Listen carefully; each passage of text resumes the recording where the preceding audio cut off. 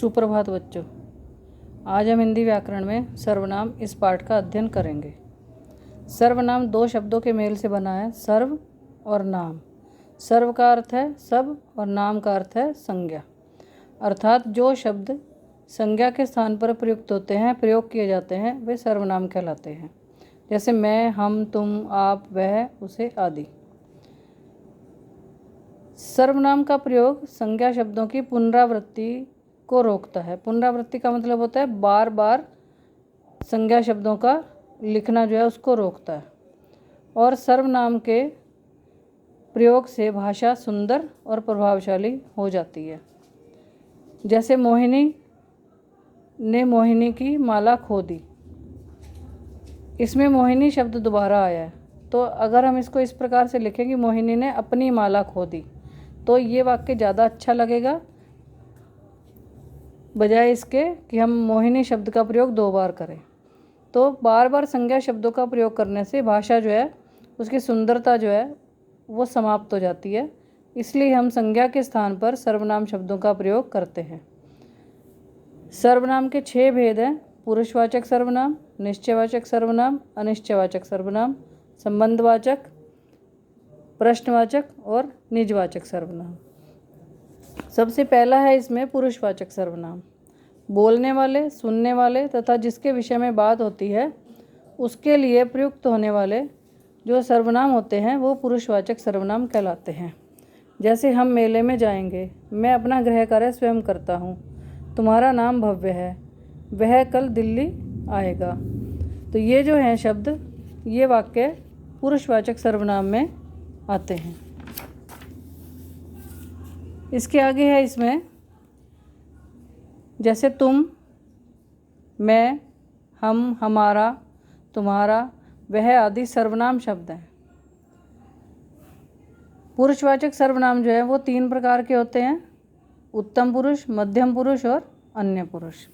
उत्तम पुरुष में मैं, हमारा, मुझे और मेरा।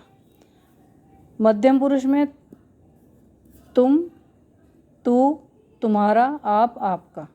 अन्य पुरुष में वह, उस, उसका, उन, उनका, उनके, ये शब्द आते हैं। तो इसमें 3 पुरुष हैं: उत्तम पुरुष, मध्यम पुरुष और अन्य पुरुष। इसी प्रकार से हमने संस्कृत में भी ऐसे ही पढ़ा है, प्रथम पुरुष, मध्यम पुरुष और उत्तम पुरुष। तो ये हिंदी में उत्तम पुरुष, मध्यम पुरुष और अन्य पुरुष। पहला है उत्तम पुरुष। उत्तम पुरुष इस सर्वनाम का प्रयोग जो है वो वक्ता अथवा लेखक, मतलब जो बोलने वाला होता है या जो लिखने वाला होता है उसके लिए प्रयोग होता है। जैसे मैं कल मुंबई जाऊंगा, यह कविता मैंने लिखी है, हम घूमने जा रहे हैं, मुझे तुम्हारी घड़ी चाहिए। तो इस प्रकार से जो ये शब्द हैं ये उत्तम पुरुष में आते हैं। दूसरा है मध्यम पुरुष। इस सर्वनाम का प्रयोग सुनने वाले अर्थात श्रोता के लिए, श्रोता मीन सुनने वाला, उसके लिए किया जाता है। जैसे तू घर देर से क्यों पहुंचा, तुमसे कुछ काम है, तुम्हारी आवाज़ बहुत मधुर है, तुम्हारे पिताजी क्या करते हैं। ये सुनने वाले के लिए प्रयोग होता है। और तीसरा है अन्य पुरुष। इस सर्वनाम शब्द का प्रयोग वक्ता या श्रोता किसी अन्य व्यक्ति के लिए करते हैं। जैसे वह कल विद्यालय नहीं आया था, वे फुटबॉल खेल रहे थे, उन्होंने अपना काम कर लिया है, उसे कुछ मत कहना। तो ये जो अन्य पुरुष है ये बोलने वाले और सुनने वाले इन दोनों के सामने उपस्थित उस समय नहीं होता। मतलब अन्य पुरुष का मतलब है जो थर्ड पर्सन होता है। दूसरा है इसमें निश्चयवाचक सर्वनाम। जो सर्वनाम शब्द किसी निश्चित वस्तु अथवा घटना की ओर संकेत करें वो निश्चयवाचक सर्वनाम कहलाते हैं। जैसे यह मेरा बगीचा है, ये फल मीठे होंगे, वह लड़की आ रही है, वे कबूतर दाना चुग रहे हैं। तो जहाँ पर हम निश्चित किसी बात को कहते हैं वहाँ पर निश्चयवाचक सर्वनाम कहलाता है। उपयुक्त वाक्यों में वे, यह, ये, वह, वे, ये निश्चयवाचक सर्वनाम है, क्योंकि ये घर, फल, लड़का, कबूतरों की ओर संकेत कर रहे हैं। तो ये निश्चित अगर किसी वस्तु या घटना की ओर संकेत करते हैं तो ये निश्चयवाचक सर्वनाम में आते हैं। इसके आगे है इसमें अनिश्चयवाचक सर्वनाम।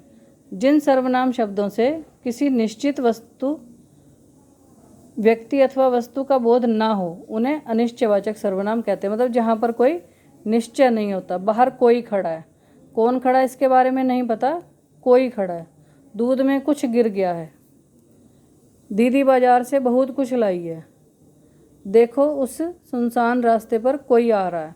मतलब इसमें जो हम बात करते हैं वो निश्चित नहीं होती, हम केवल अपना अंदाज़ा लगाते हैं कि बाहर कोई खड़ा है, दूध में कुछ गिर गया है। तो इस तरह से ये अनिश्चयवाचक सर्वनाम होते हैं।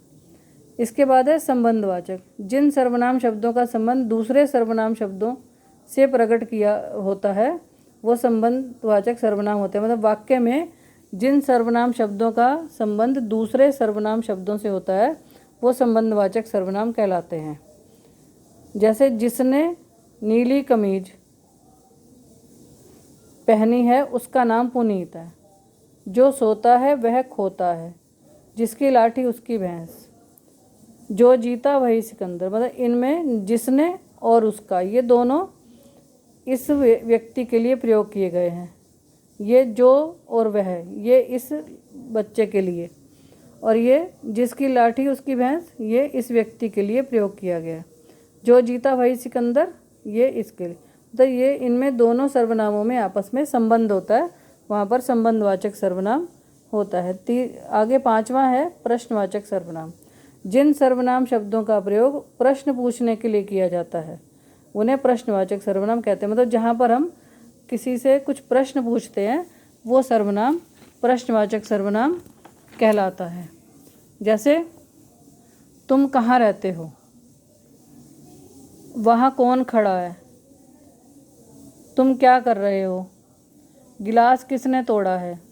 तो इसमें जो है हमने यहाँ प्रश्न पूछे हैं तो ये प्रश्नवाचक सर्वनाम है।